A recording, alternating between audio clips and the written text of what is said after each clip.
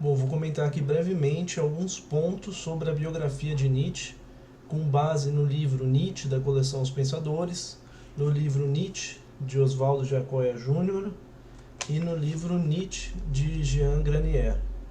Joia? Só alguns pontos, a ideia não é falar sobre toda a biografia dele, mas alguns pontos que eu considero importantes para entender um pouco o pensamento de Nietzsche, que é um filósofo que influenciou muito o pensamento, a filosofia contemporânea, e inclusive o existencialismo e a fenomenologia. Bom, Nietzsche nasceu em 15 de outubro de 1844, no vilarejo de Roquem, um vilarejo pequeno, que hoje vivem uns 610 habitantes mais ou menos, um lugar bem pequeno mesmo, mas era próximo a Leipzig, que é uma cidade na Alemanha de 544 mil habitantes hoje, né? Não sei, não tenho ideia de quando era na época, mas já era uma cidade maior, né? Numa distância mais ou menos de uns 30 minutos de carro, que seria na época a cavalo talvez 1 hora e meia, né? O seu pai ele era uma pessoa culta, delicado também, e seus dois avós eram pastores protestantes. A sua família tinha uma tendência ao protestantismo, né? Com 5 anos, seu pai e seu irmão faleceram, quando ele tinha 5 anos. Ele foi educado pela mãe. E aí a sua família se mudou para Naumburg, uma cidade que hoje tem 30 mil habitantes, é uma cidade pequena, né? E ele viveu lá com sua mãe, com suas tias e sua avó. Sua mãe tinha sólidas qualidades morais e um devotamento exemplar.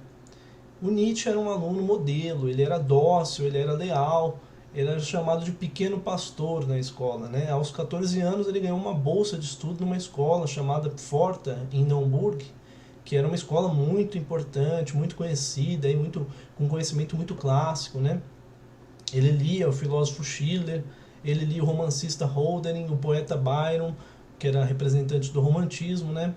E a partir dessas suas leituras ele começou a se afastar do cristianismo, né, do protestantismo, né? E passou a se interessar pelo estudo da antiguidade clássica grega e latina. No começo a disciplina para ele foi penosa, mas logo ele passou a gostar do esforço, né? Ele se tornou um excelente aluno, ele era ótimo em grego, em estudos bíblicos, em alemão e em latim. Nessa época seus autores favoritos eram Platão e Ésquilo. O Ésquilo é aquele pai da tragédia, né? E Platão, o maior representante da filosofia clássica, que depois Nietzsche vai criticar muito a filosofia dele, né? E terminando o curso em Pforta, ele partiu para Bonn para estudar teologia. Ele abandonou depois a teologia, e por influência de um professor dele, e foi estudar filologia em Leipzig. A filologia é a história das formas literárias e das instituições do pensamento. E aos 25 anos ele foi nomeado professor de filologia na Basileia, na Suíça, isso. E lá ele permaneceu por 10 anos na universidade, né? A Universidade de Leipzig concedeu a ele o título de doutor em filologia, mesmo ele não tenha defendido uma tese, né? Concedeu porque a qualidade dos artigos dele era muito excelente, era um aluno brilhante, um cientista, um filósofo brilhante, né? Ele passou a se interessar por filosofia depois de ler Schopenhauer, que ele leu O Mundo como Vontade e Representação, e aquele livro chamou muita atenção para ele, né? Ele se interessou pelo ateísmo de Schopenhauer e a valoração da experiência estética que o Schopenhauer colocava em sua obra, né? O papel da música, o papel da arte, né? Dessa experiência que não é somente racional, né? Não é somente filosófica, né? Mas é uma experiência muito mais estética, né? Ele retornou depois aos estudos em Leipzig e iniciou a amizade com Richard Wagner, o famoso compositor alemão, né? Das obras, da Cavalgada das Valquírias, aquelas obras imponentes e tal, né? Passou a frequentar a casa de Wagner, né, do Richard Wagner, e admirar as suas composições musicais. Até acreditou que a música de Wagner era uma nova proposta para uma mudança social assim, e cultural na Alemanha, né? Bom, em 1870 ele serviu o exército como enfermeiro, e lá ele contraiu difteria e disenteria. Aos 27 anos, ele publicou o livro O Nascimento da Tragédia no Espírito da Música, um livro que depois passou a se chamar simplesmente O Nascimento da Tragédia, né? Que ele falava sobre a relação entre a música e a tragédia grega.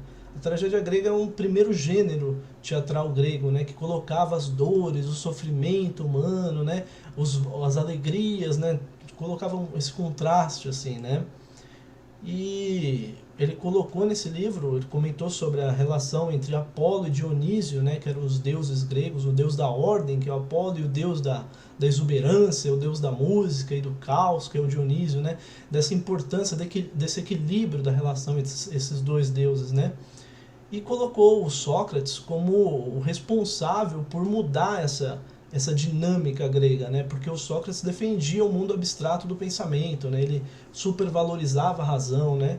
E ele diz que a Grécia, a partir de Sócrates, foi invadida pelo racionalismo, né? Por uma influência decadente de Sócrates. Então, ele usa o termo decadente depois na filosofia dele, muitas vezes, para relacionar com uma filosofia submissa, né, que se submete a uma concepção já pronta, né, já determinada, assim, já fixa, né, estabelecida, né, e ele critica essa posição, né, ele valoriza muito mais uma filosofia criadora, uma filosofia que inova, que interpreta várias possibilidades, né, e não que se fecha numa verdade pronta, né.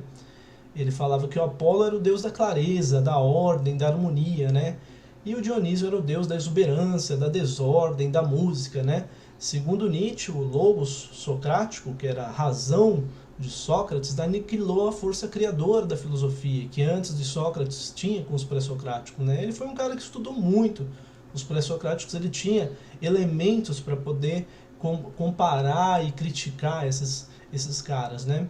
E ele falava que os pré-socráticos tinham uma força criadora, eles estavam lá inovando, colocando ideias para a filosofia, propondo possibilidades, propondo caminhos, e veio Sócrates e instaurou a razão como determinante, né? Isso aí depois Platão defendeu também, e toda a filosofia ocidental seguinte, né, até a modernidade, foi influenciada por esse pensamento, né? E Nietzsche, ele passou por momentos muito difíceis também, né? Passou por dores de cabeça, por perturbações oculares, dificuldades na fala.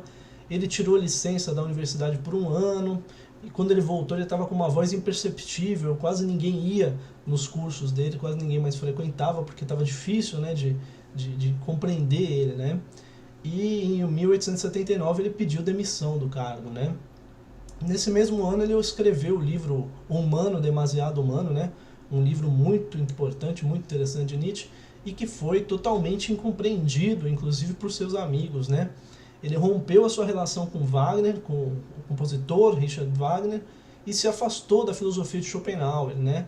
O homem, segundo Nietzsche, a concepção de homem para Nietzsche, ele dizia que o homem cria os valores, mas esquece depois de sua criação, porque vê neles algo transcendente, eterno, verdadeiro, coloca eles como uma coisa estática, imutável, né? Mas ele diz que os valores não são mais que algo apenas humano, demasiado humanos, né? Demasiado humano, né? Simplesmente humano, não tem nada de divino nos valores, né? Um homem que diviniza o valor, que na verdade é uma questão humana, é criado, né? Transformado, né? Aí ele critica o cristianismo, dizendo que o cristianismo é uma manifestação da decadência, da fraqueza e da negação da vida, né? Que coloca os valores eternos e sagrados como superiores do que a nossa própria vida, né? Do que a nossa própria existência, né? E ele questiona bastante isso, propondo uma potencialização da nossa existência, uma transvaloração dos valores, né? Em 1881 ele publicou o livro Aurora, né? Que propõe uma luta contra a moral da autorrenúncia, né? E ele teve a intuição nesse período que o mundo passa por uma alternância constante entre criação e destruição, alegria e sofrimento, bem e mal, que esses opostos fazem parte da constituição do ser humano e da própria pessoa, né? Entre os anos de 1881 e 1884, ele mudou diversas vezes de cidade, de país, ele morou na Suíça, na Alemanha, na Itália, né? E ele viajava de acordo com a necessidade da saúde dele, né? Então no inverno ele ficava num lugar que tinha um clima melhor para ele, no verão ele mudava para poder lidar com as dificuldades que ele tinha vários problemas assim de doença mesmo assim físicas, né? Bom, em 1882 ele publicou a Gaia Ciência e Assim Falou Zaratustra em 1884. Seus problemas de saúde foram se intensificando cada vez mais. Ele pede várias licenças da universidade para não estar mais trabalhando, e ele acaba se afastando completamente. A universidade oferece para ele uma pensão vitalícia, né? E ele vive o resto da vida com essa pensão, né? Em 1886 ele publica Para Além do Bem e do Mal, um dos livros mais críticos e densos dele, porque critica toda a ideia de bem, ideia de mal que a gente tem no Ocidente, assim, nesses conceitos, esses valores prontos, né? Ele questiona, ele coloca em dúvida, coloca em questão, né? E seus livros continuam sendo incompreensivos, inclusive por seus amigos, né? Ele vai se sentindo cada vez mais só. E depois de 1888 ele passa a escrever cartas estranhas, assinando como Dioniso, assinando como nomes como se não fosse ele, como se fosse outra pessoa, né? Ele passou a ter dores de cabeça muito intensas, dores de estômago, né? E ele foi internado na Basileia com diagnóstico de paralisia progressiva. Sua enfermidade progrediu lentamente até a apatia e agonia. E Nietzsche veio a falecer em Weimar em 25 de agosto de 1900. E essa é uma breve biografia de Nietzsche, com alguns pontos que eu acredito serem importantes, mas lógico que eu estou reduzindo, sintetizando para poder ficar um pouco compreensível, né?